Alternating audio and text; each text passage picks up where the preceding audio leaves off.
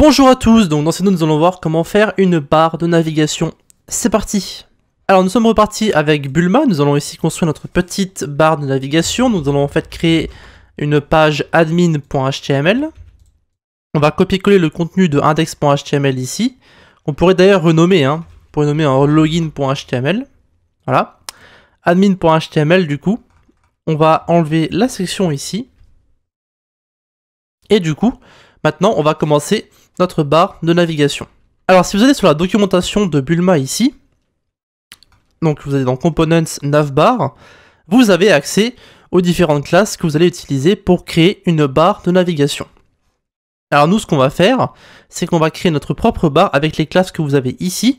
Alors évidemment, vous pouvez utiliser la documentation. Moi, je vais en fait écrire les classes petit à petit et vous expliquer comment ça fonctionne. Alors évidemment, il y a des choses qu'on ne va pas mettre dans notre code, comme par exemple ici Aria Label, Aria Expanded, Data Target, etc., etc. On le fera un peu plus tard, si on le fait tout court. Donc ici, on va d'abord créer une nav, donc une balise nav, avec la classe navbar, et on peut aussi ajouter un modifier, comme par exemple as shadow. Donc ça va permettre en fait d'ajouter une petite ombre en fait si vous voulez en dessous de la barre de navigation. Et donc ça c'est un modifier que vous pouvez trouver dans la documentation aussi. Donc on va commencer par mettre le navbar brand. D'accord. Donc ça c'est en fait le logo si vous voulez. Donc ici on va mettre a.navbar item. Donc chaque élément d'une barre de la barre de navigation est identifié grâce à navbar item ici la classe. Donc on va mettre ici un dièse, et on va mettre donc une image à la place. Donc on va mettre image, small logo, et on va mettre ici logo GCKN. Voilà. Et donc après, on va mettre aussi un hamburger. Donc ça sera uniquement pour la partie responsive. Donc ici on va mettre .navbar burger, d'accord, et on va mettre 3 spans. Alors les spans vont en fait représenter une barre de notre burger. Alors si vous regardez bien, si on lance ici notre fichier, alors je vais le mettre ici, je vais l'ouvrir. Vous pouvez voir qu'en haut à gauche on a notre logo. Alors vous ne voyez peut-être pas parce que c'est un peu petit. On va ici se mettre en mode responsive. Si vous mettez en mode responsive, vous pouvez voir que pour l'instant rien ne se passe. Mais par contre si on descend en dessous de 1000 pixels, vous pouvez voir que le burger qui est ici, que nous avons mis donc là, va apparaître ici. Donc ce sera en fait c'est le menu mobile / tablette qu'on va faire apparaître une fois qu'on aura écrit le reste du menu. Et donc ça on le fera un peu plus tard par contre. Ou alors vous pouvez simplement regarder comment ça marche au niveau de la documentation de Bulma et en général c'est expliqué là-bas. Ok, maintenant qu'on a créé notre navbar brain, donc la partie gauche et le burger, nous allons maintenant créer le menu, d'accord, donc .navbar menu, ok, et à l'intérieur on va mettre deux choses, navbar start et navbar end, d'accord, donc navbar start ça va en fait correspondre au début de notre menu navigation, d'accord, donc la partie gauche du menu, et le navbar end c'est ce qui va apparaître à droite du menu. Voilà, donc ici on va mettre .navbar start, à l'intérieur on va mettre .navbar item, d'accord, et ici vous pouvez faire ça avec un A, donc ça ne change absolument rien. Ici ça permettra simplement de le cliquer, ce qu'on veut faire en général avec les barres de navigation. Donc ici on va mettre par exemple accueil, qu'on pourrait d'ailleurs mettre dans une icône, enfin dans une balise small. Ici vous pouvez voir que le lien est peut-être un peu grand.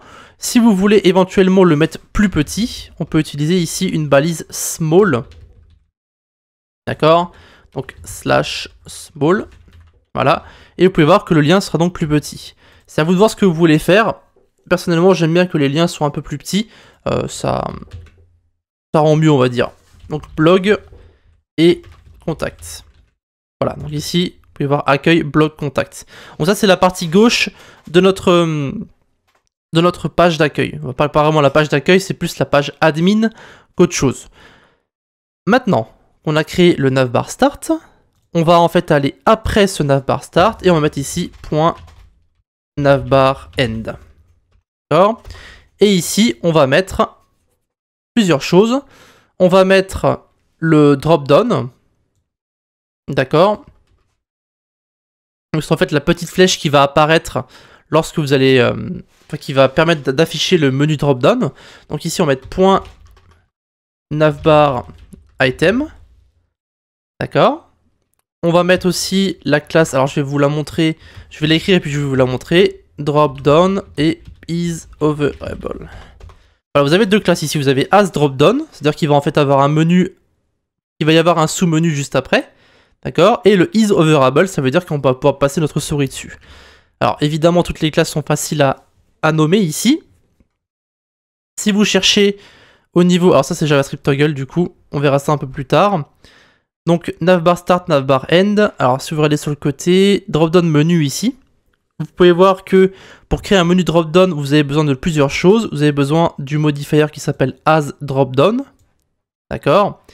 Et donc ici, on va ensuite créer nos différents items et on va mettre le menu juste après.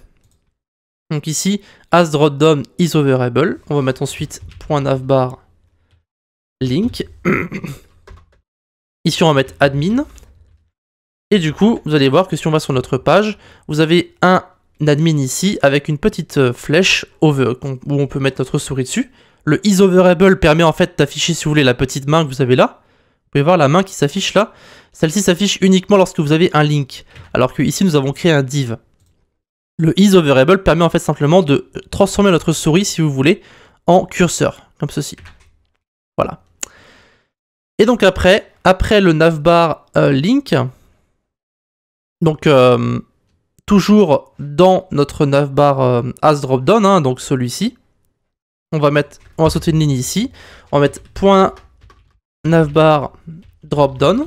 Donc ça c'est pour d'identifier en fait les différents liens qui seront dans le dropdown. Et donc ici, il ne reste plus qu'à créer a.navbar item. On va mettre un dièse. On va mettre ici par exemple, je sais pas moi, on pourrait mettre le profil ou le dashboard par exemple. Pour accéder au profil, donc ici on met par exemple le dashboard. Après, on peut copier ça plusieurs fois. Là, au lieu de mettre dashboard, on va mettre option pour accéder, ou plutôt paramètres, pour accéder à vos paramètres. Reporter un bug. Et par exemple, déconnexion. Voilà. Et donc ici, si vous allez sur votre site, vous allez voir que rien n'a changé, mais si vous mettez votre souris sur le admin ici, vous pouvez voir que vous avez maintenant dashboard, paramètres, report bug et déconnexion. Et donc ici, contact blog accueil. Et donc maintenant, si vous mettez en mode responsive, vous pouvez voir que tout a disparu. Hop. Et donc ici, vous n'avez plus que le petit burger que vous avez là. Et ce burger va en fait afficher tout le menu que nous avions fait avant. Et donc ça, évidemment, il va falloir utiliser un peu de JavaScript pour le faire. Mais tout est affiché ici directement. Donc si vous allez au niveau du JavaScript toggle que vous avez là, donc en fait, vous avez une implémentation avec la classe, enfin vous avez une implémentation CSS qui va permettre à la classe isActive d'afficher le burger et le menu. Donc ici, vous pouvez voir que ce sont en fait les petits attributs que vous avez là. Data target, area label, area expanded, avec les différents hidden, hidden, hidden. Donc ça, on l'avait vu avec le Bootstrap.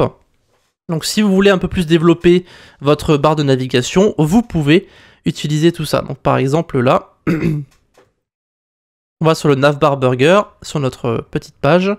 Ici, div class navbar burger, alors on va le modifier, c'est un A ici. Voilà. Ici, vous allez pouvoir utiliser data target, area label, area expanded. Voilà, vous mettez ici. Donc tout ça. Et ensuite, vous allez ajouter en fait un ID sur votre menu. Donc ici, vous allez voir le navbar menu. Vous allez ajouter ici ID. Et vous mettez nav menu, qui correspond en fait à ce que vous avez mis ici, le data target. D'accord? Donc ici, vous avez le code JavaScript. Donc je crois que vous allez devoir ajouter le CSS, le script à la main. Donc ici, si vous cliquez, évidemment, rien ne va se passer puisqu'il n'y a pas de JavaScript. Donc il va falloir créer un fichier JavaScript. Donc ici, on va l'appeler main.js. On va copier tout ça. Hop, copier-coller. Voilà. Et donc ici, maintenant dans notre admin, il ne reste plus qu'à rajouter le script. Donc on va le mettre juste au-dessus du body, script. Alors plutôt script src du coup. Et on va mettre ici main.js. Et donc logiquement, si on regarde le code CSS, le code JavaScript, pardon, donc sans rentrer trop dans les détails, ici, il faut regarder si on a le bon nom. Donc DOM content, ça c'est bon. Navbar burger, ça c'est notre notre classe. Length 0, click, is active. Alors attendez une seconde, is active. La classe is active, on l'a pas, du coup il va falloir l'ajouter. Alors où est-ce qu'ils l'ont ajouté? Dans la barre de navigation. Vous pouvez voir qu'ils vont en fait l'ajouter sur le navbar menu. Donc ici, vous allez sur le navbar menu et vous ajoutez isActive. Voilà. Hop, on rafraîchit. Et vous pouvez voir qu'ici, on peut cliquer sur notre burger et l'activer par défaut. Donc évidemment, lorsque vous mettez en grand, tout ça, ce n'est pas là. Par contre, lorsque vous passez en petit, le menu est là par défaut. Et pour le cacher, ici, vous appuyez sur le burger. Vous pouvez voir que le menu est là, avec l'admin ici, on peut passer notre souris. Vous avez accueil, bloc, contact. Et vous avez le burger que vous pouvez cacher et pas cacher. Alors là, évidemment, par contre, l'admin, je vais mettre le small dessus. Voilà, hop. Et on va enlever l'admin ici. Voilà, pour que ce soit à la même taille que les autres, que ce soit plus joli. Et donc ici, on se retrouve avec un menu qui est donc complètement responsive. Et vous pouvez voir qu'ici, je l'ai complètement fait à la main. J'ai simplement lu la documentation petit à petit. Donc j'avais créé ma barre de navigation. Je comptais pas mettre le menu responsive, mais je me suis dit que d'entre vous allez peut-être gueuler. Du coup, j'ai ici mis la navigation responsive avec le burger. Et donc maintenant, tout fonctionne correctement. Voilà, ça sera donc tout pour notre petite barre de navigation. Donc on va maintenant pouvoir passer au contenu principal de notre page. À de suite.